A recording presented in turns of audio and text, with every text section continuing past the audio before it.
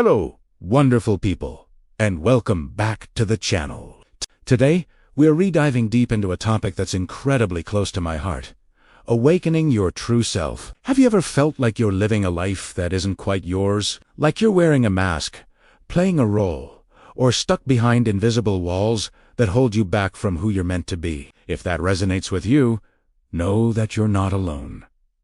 So many of us feel this way. We're told who we should be, what we should want, and how we should act. These expectations come from our family, our friends, society, and sometimes the loudest critic is the one inside our own head. These become the limitations, the invisible cages that keep our true selves locked away. But what if I told you that you hold the key? Today, we're not just going to talk about breaking free. We're going to explore how to do it, step by step, so you can stop just surviving and start truly thriving. So, what is this true self we're talking about? It's not some mystical, perfect version of you that you have to find somewhere out there. Your true self is already within you. It's the core of who you are when you strip away all the fear, the self-doubt, and the noise from the outside world. It's your authentic voice, your passions, your unique quirks, your values. It's that feeling of being completely at home in your own skin. The problem is, life has a way of burying it. We experience disappointments. We're told we're too much or not enough, and we learn to build walls to protect ourselves. We create a false self, a curated version of us that we think is more acceptable, more successful, or safer. But living as this false self is exhausting. It's like trying to run a marathon while wearing a suit of armor. It drains your energy and disconnects you from your own joy and purpose. Awakening your true self is the process of gently taking off that armor, piece by piece. The first, and perhaps most crucial, step in this journey is awareness. You can't change what you don't acknowledge. We need to become detectives of our own lives. Start paying attention to your thoughts, feelings, and behaviors without judgment. When do you feel most alive and energized? What activities make you lose track of time? Those are clues from your true self. On the flip side, when do you feel drained, resentful, or anxious? What situations make you feel like you're just going through the motions? These are often signs that you're operating from a place of limitation, from that false self we talked about. A great way to build this awareness is through mindfulness or journaling. You don't have to meditate for an hour a day. Just take 5 minutes. Close your eyes, breathe, and just notice what's going on in your mind and body. Or grab a notebook and write down your unfiltered thoughts. Ask yourself, what am I afraid of? What stories am I telling myself about who I am? This isn't about criticizing yourself. It's about gathering information. It's about turning the light on in a dark room so you can finally see what's there. Once you start becoming aware of these limitations, the next step is to challenge them. Our limiting beliefs are often deeply ingrained. They feel like facts, but they're not. They're just stories we've been told, or stories we've told ourselves, repeated so many times they feel like the absolute truth. Beliefs like, I'm not creative, I'm not smart enough to start that business, or I'm not worthy of a loving relationship. These are just stories. To break free, you have to become a story editor. When a limiting belief pops into your head, I want you to question it.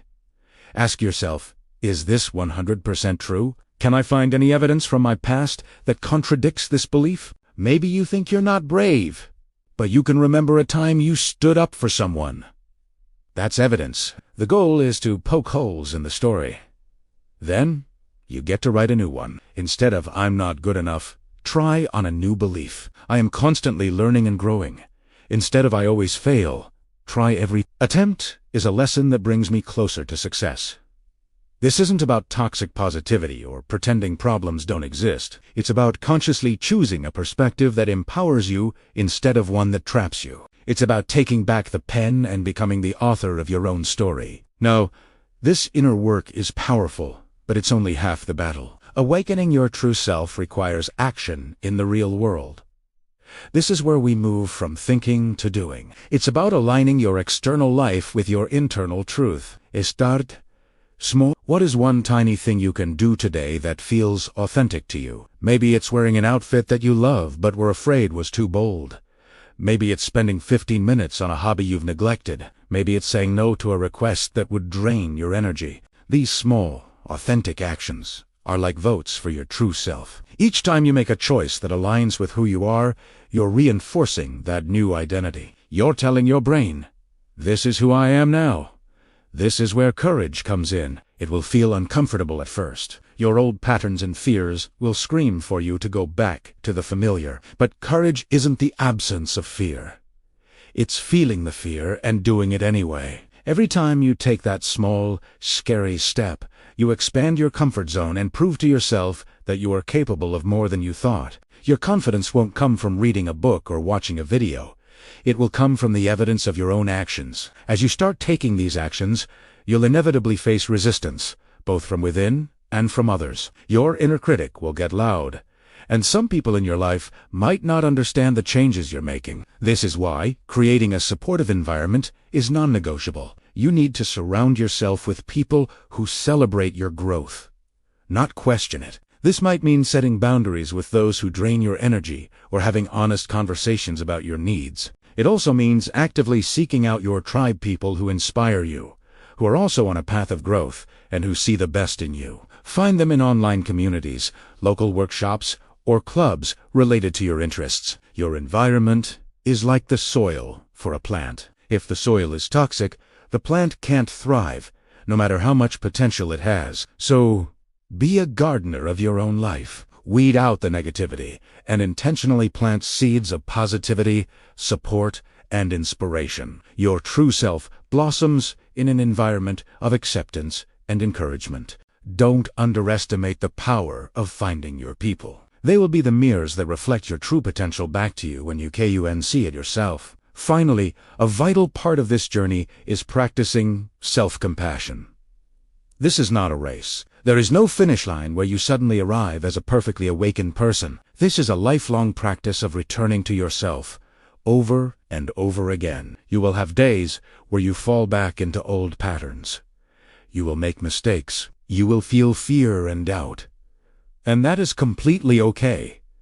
The goal is not perfection, it's progress. When you stumble, the most important thing you can do is treat yourself with the same kindness and understanding you would offer a dear friend. Instead of beating yourself up, get curious. Ask, what can I learn from this? Self-criticism keeps you stuck in the past. Self-compassion allows you to get back up and move forward. Celebrate your small wins. Acknowledge how far you've come. Remember that breaking free from a lifetime of conditioning is a monumental task. It takes incredible strength. Be proud of yourself for even being on this path. Each step, no matter how small, is a victory. So be gentle with yourself. Be patient with your process. You are unlearning, relearning, and becoming. That is beautiful, messy, and profoundly human. So, let's bring it all together. Awakening your true self is a journey of reconnecting with the authentic, vibrant person you already are. It begins with the awareness to see your limitations. It continues with the courage to challenge your old stories and take authentic action. It's sustained by creating a supportive environment and is wrapped in a blanket of self-compassion. This isn't just about feeling good. It's about reclaiming your life force. It's about living with purpose, passion, and a deep sense of peace. The world doesn't need another copy. It needs the unique, brilliant, one-of-a-kind. You. The real you. So, I invite you today to take that first step. What is one thing you can do to honor your true self? Your journey of 1,000 miles begins with that single, authentic choice. You have everything you need to begin right now. Thank you so much for joining me today for this important conversation. If this message resonated with you, please give this video a thumbs up and share it with someone who might need to hear it. And don't forget to subscribe and hit the notification bell so you don't miss our future discussions. I'd love to hear about your own journey in the comments below. What's one step you're taking to awaken your true self? Let's support each other. Until next time, be kind to yourself and keep shining.